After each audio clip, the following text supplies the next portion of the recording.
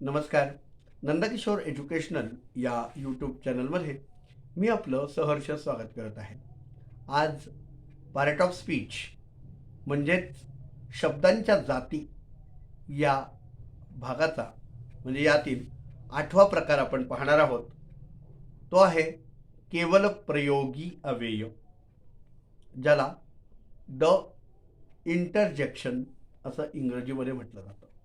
INTERJECTION. आता interjections म्हणजे काय, तर हृदयात उचंबळून आलेली भावना व्यक्त करण्याकरिता ह्याचा वाक्यात वापर केला जातो. ह्या वाक्यांचा दुसऱ्या शब्दांशी म्हणजे व्याकरणिक संबंध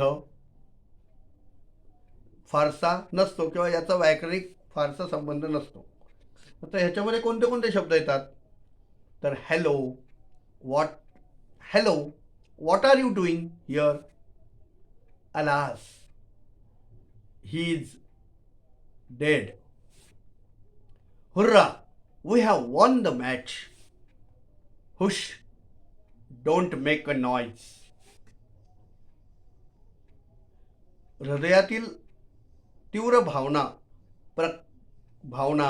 म्हणजेच काय, सुख, दुःख, प्रसन्नता, आश्चर्य, आनंद इत्यादी भाव व्यक्त करण्याकरिता शब्दांचा जे प्रकटीकरण केलं जातं त्याला आपण केवल प्रयोगी अव्यय असं म्हणत असतो.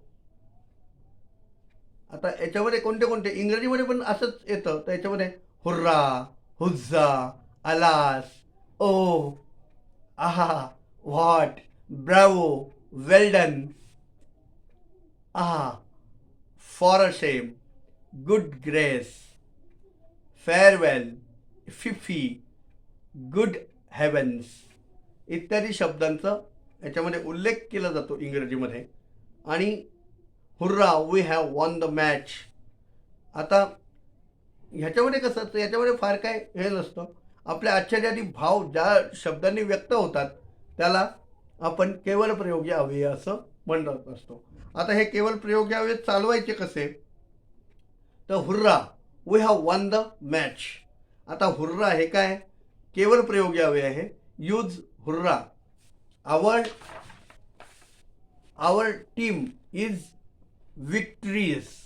म्हणजे आपला टीम जिंकल्यामुळे आपण त्याचा विजय साजरा करण्याकरता हे आपण इथे केलेलं आहे. अशा प्रकारे पार्ट ऑफ स्पीच हा व्हिडिओ म्हणजे हा भाग इथे संपलेला आहे.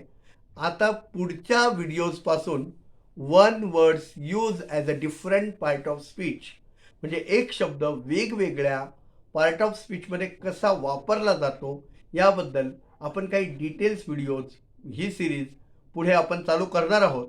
किंवा तुम्हाला ग्रामर संदर्भात एखाद्या कुठला भाग म्हणजे आता डायरेक्ट इनडायरेक्ट वगैरे राहिलेला आहे, तुम्हाला कोणता भाग हवा आहे तर तुम्ही मला कॉमेंट्स करून कळवू शकता.